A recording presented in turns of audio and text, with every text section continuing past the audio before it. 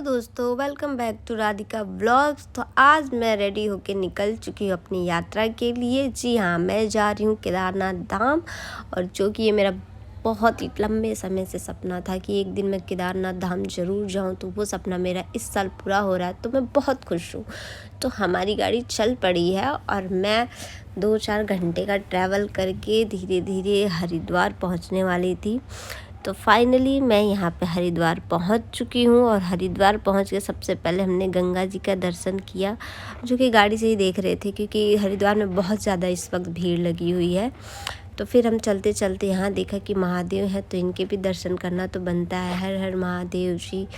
तो हम यहाँ पे जाने वाले थे गंगा जी के दर्शन के लिए, क्योंकि हरिद्वार से ही शुरुआत होती है यात्रा की। तो हमने सोचा कि क्यों ना पहले हम गंगा जी के दर्शन करें और उसके बाद चलेंगे केदारनाथ धाम के लिए।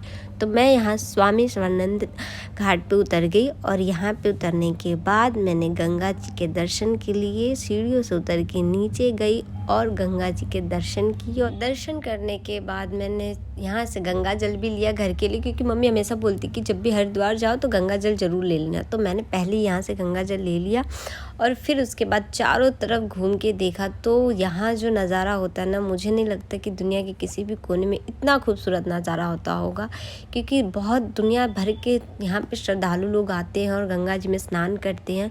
तो मुझे ये नज़ारा मैं हर साल देखना चाहती हूँ और मैं हर साल जाती भी हूँ हरिद्वार, तो मुझे बहुत अच्छा लगता है।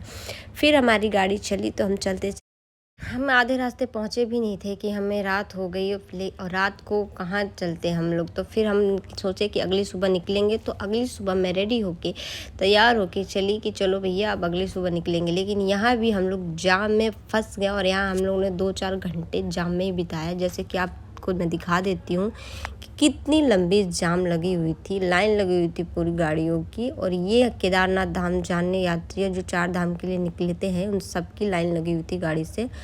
फिर 4-5 घंटे के जाम के बाद हमको मौका मिला और हमारी गाड़ी चल पड़ी। थोड़ा सा सुकून आया कि चलो अब फाइनली हम पहुंच जाएंगे। धीरे थोड़े रास्ते पहुंचे ही थे कि हमें फिर से जाम मिल गया और यहाँ भी हमने 2-2.5 घंटे जाम में फंसे रहे। अगर आप भी केदारनाथ आते हैं तो धैर्य बना के आइएगा, क्योंकि जाम ऐसा मिलता रहेगा।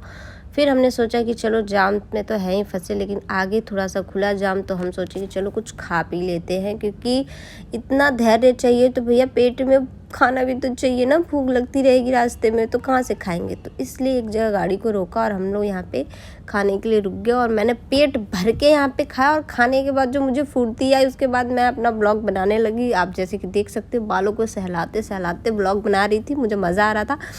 फिर ये हसीन वादियों में मैं पहुंच गई। रास्ते इतने खूबसूरत हैं। अगर हम धाम पे निकल रहे हैं तो इधर केदारनाथ धाम के जितने भी रास्ते हैं, पहाड़ वादी, बहुत ही ज़्यादा खूबसूरत है। अगर आप आओ तो ये नज़ारा ज़रूर देखना आप लोग, बहुत ही खूबसूरत है।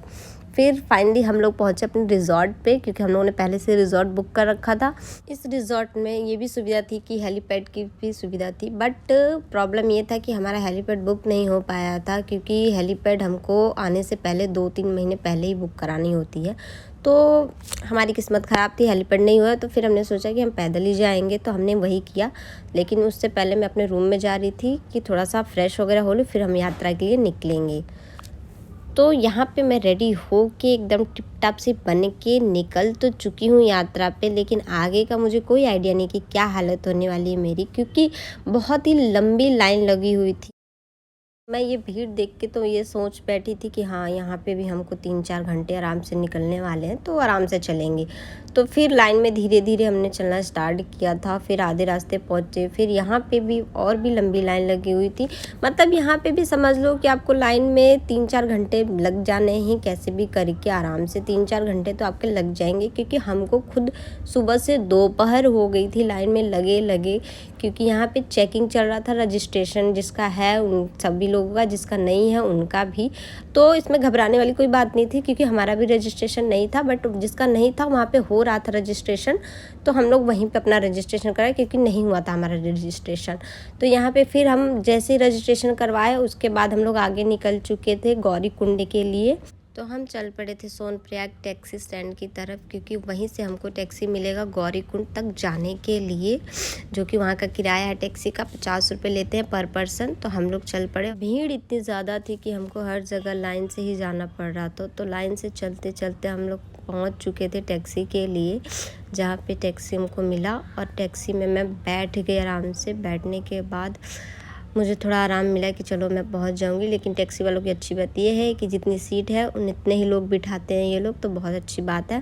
तो मैं बैठने के बाद पहुंच गई गौरीकुंड। गौरीकुंड में मैंने माता रानी के दर्शन किए और यहाँ पे सभी बाकी जितने भी भक्त लोग आए थे सभी यहाँ पे गौरीकुंड में स्नान कर रहे थे, क्योंकि यहाँ का पानी गर्म होता है।